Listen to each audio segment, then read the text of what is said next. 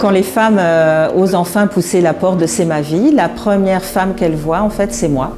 J'ai eu la chance d'avoir travaillé en Afrique, dans beaucoup de pays concernés par l'excision, et donc mon but c'est vraiment de les rassurer. Il y a beaucoup de femmes qui sont très inquiètes, qui tremblent quand elles viennent, parce que c'est la première fois pour certaines qu'elles viennent ici. Et moi je suis un peu le sas de décompression.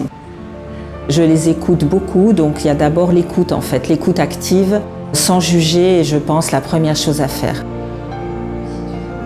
Chaque femme est unique, donc chaque parcours est aussi unique et individualisé. On ne fait pas de copier-coller à C'est ma vie. J'ai des planches avec des dessins, j'ai des vulves en silicone, des clitoris aussi. Et donc c'est la première étape où elles apprennent aussi à connaître leur corps et à poser toutes leurs questions. Le maître mot, c'est la confiance et je dirais aussi le consentement, puisque beaucoup de femmes ont vécu aussi des rapports sexuels non consentis et donc tout acte qu'on va poser sur le corps des femmes sera fait avec leur consentement. Comme on sait qu'on a affaire à un public très fragilisé, on va encore plus prendre le soin de la douceur, de l'écoute, pour qu'elles puissent se sentir à l'aise, s'exprimer librement et poser toutes les questions qu'elles ont envie de poser. Ce sont des femmes qui ont un caractère et un courage tout à fait particulier.